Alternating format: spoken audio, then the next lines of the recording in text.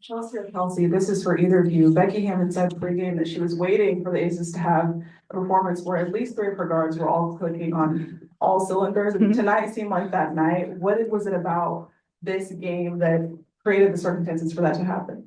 Man, we was waiting on that too.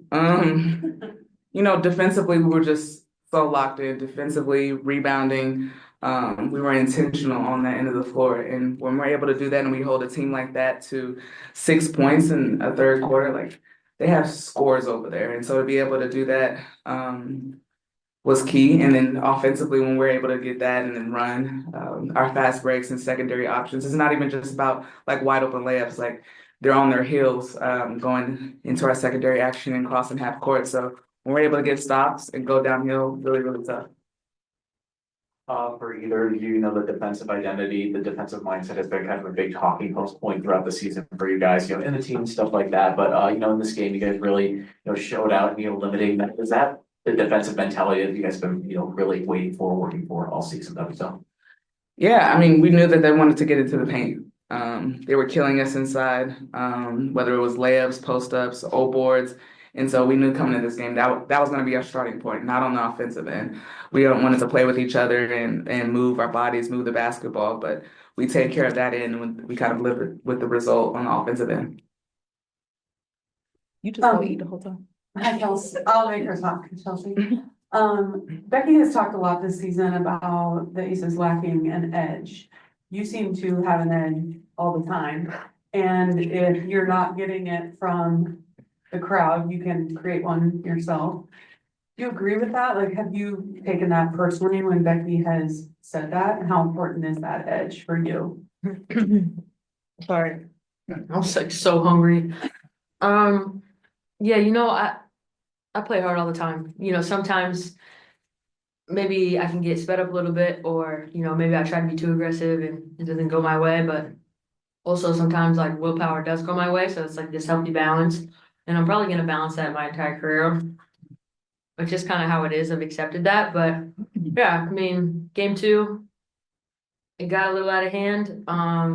And like I don't think it was anything other than lack of execution. But I mean, for me personally, like I don't think there's a question that I play hard. So I was asked a lot of questions today in media, and to be honest, I was like, y'all, like just because you lose doesn't mean you didn't play hard. You don't have an edge. Sometimes like it's the way the cookie crumbles, and even tonight, like we were very physical. We were very physical in New York. They called it in New York. Then now we're in the bonus with 7 minutes left in the second quarter or something like that. It changes the format of the game, but like it's just sometimes it goes that way. That's basketball. That's why we all love the game. So yeah, I thought, no offense, like that didn't apply to me. No offense. Okay. I think we also have our edge for sure. For either of you to be able to go on a 16-0 run in the third quarter, not just have this win, but to go up by as many as 25. Do you feel like this was a statement, or do you feel like this series has changed just by the way you were able to win so comfortably? No. The minute you get comfortable, that's when you're exposed. I think you just go one game at a time. We executed this game, we executed 4 quarters, and so we start all over again on Sunday. We're still down 2-1. We haven't done anything. No game is won here tonight.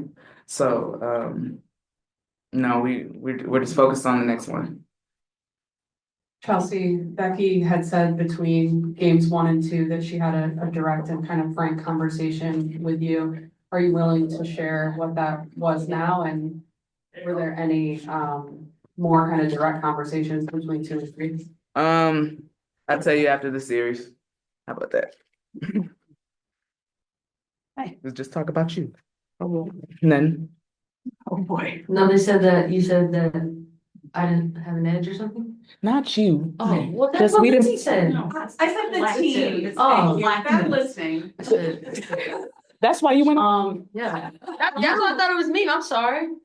You're razor sharp. That's what I was saying. I was like, I'm too edgy. You see, it's there. It's there. You said what? No, I'm sorry, what'd you say? No, we said, do you want to re-answer the question now that you know the? No. By the way, I've also said we found our edge, 10, 12 games ago. We did. You guys have been good? Next question. Please. Right here in the middle.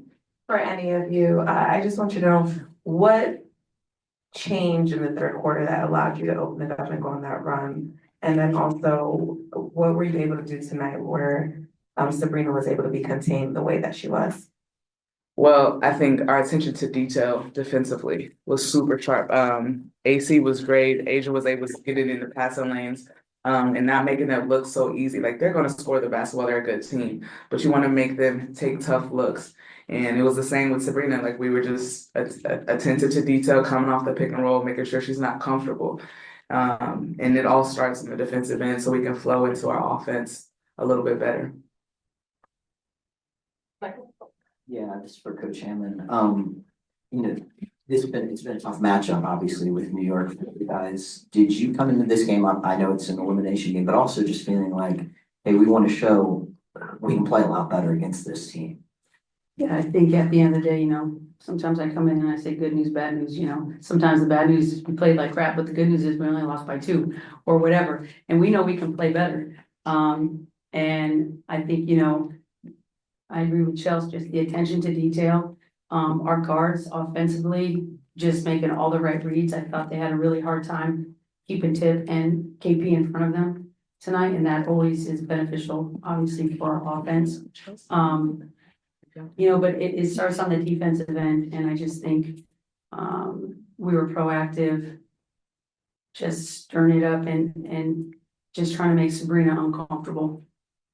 Question for any of you, Tiffany Hayes winning 6th Player of the Year. Yeah. Just what are you most proud of when you look at her performance this year for you guys? She's just been incredible. I think her energy on and off the court, in the locker room, she's someone that's a gamer. You love to play with gamers, right? That just go in and just make things happen. She's always just making something happen, offensively, defensively, changing the pace of the game, just the intensity. And we're super grateful to have her. We're super grateful that she came out of retirement. And just, kudos to her. How many people could retire and then decide, I'm gonna come back and then go out and perform the way she's performed and win that award. So it's just mass respect, and she's gonna be a big part of what we do moving forward. And just to piggyback off that, like off the court, like when you invite somebody in your locker room, especially we had already started games, you want good people. And she's one of the best people. And so when you have that, and we've cultivated kind of that culture here in Vegas, and so we're very particular of who's in our locker room. And adding Tiffany is just seamless. And so she's been great and a joy to be around.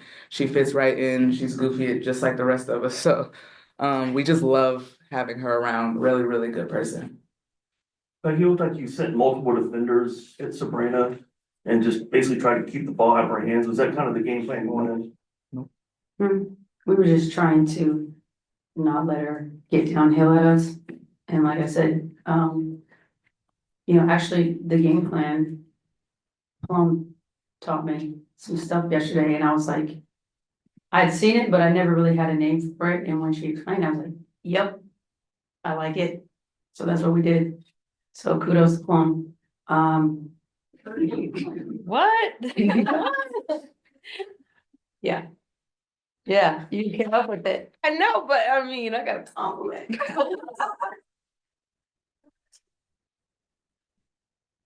There it is. Do we have any other questions for the players before we let them go? No. Thank you very much, ladies. You want this to go to the back? Yeah, thank you. You want to go in? Sure.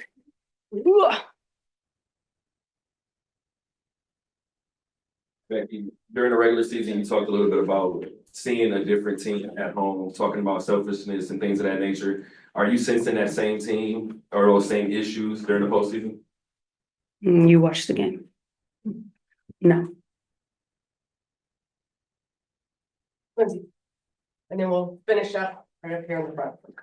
Becky, what I was trying to ask Kelsey, it was how important she is to the team finding an edge, because to your point, she's razor sharp and always seems to play with an edge. Do you agree with that? Yes. she's competitive as hell. Probably, she's one of the greatest competitors I've ever been around, male or female. She is a competitor. The thing with Plum is, her and Tip give us different gears. And she's incredibly important. She's been incredibly important. She takes the second most shots on our team. I would say she probably gets the second most attention behind Asia. So there's a lot of demand on her for sure. So I thought she played brilliant tonight. Just decision making, defense, everything was just on point really with everybody. I thought that was probably our most complete game of the season. It's the game I've been waiting for and believing in that they had. So Top 5, like trash talker guy or girl you've ever been around to? Plum, she's mostly just yelling. If somebody approaches her, like yells at her, she'll engage them, but like that's kind of her thing. Some people can't do that and still be effective. Her, she's gonna clap back. She's gonna clap back. So, but she doesn't let that like lose her focus, she still plays the same way. Some people, you start talking to them and they get all crazy and it's like, oh, I'll show you. She's not like that. She just says what she says and keeps it moving back on defense. Steve, and then we'll close out with Cassandra. Hi, Becky, over here. Hi. I know you've run out of superlatives to talk about Asia all season, but tonight she kind of set the table at both ends of the court. Can you just sense that her refuse to lose attitude just kind of runs through this whole team? I mean, of course. I mean, Of course it does. what did you see tonight that, just put a smile on your face with her game? She's played great every game we've put her in. If anything, we were maybe a little bit more intentional in trying to get her touches. I thought there was a stretch there where she didn't touch it enough. But Nikai, do you know how many free throws she shot in this series? Well, it's ridiculous, and I'm freaking tired of it. 2 free throws in 33 minutes, 4 the other night, and it's just ridiculous. It's ridiculous. Last question. If you do the minutes she's played to the free throw attempts, it's like 1 free throw probably every 25 minutes. With as much as she's touching the ball and as much as she's in the paint, it's not like she's out there chucking threes. And how she puts it on the floor. She attacks closeouts and she gets bumped constantly. And I'm tired of it. You said after game 2 that you wanted at least a C+ guarding Sabrina. What would be the grade and the notes on your report card tonight? A+. Great job. I'm not giving you any of my notes. I try. All right. Thank you. Thank you. Thank you.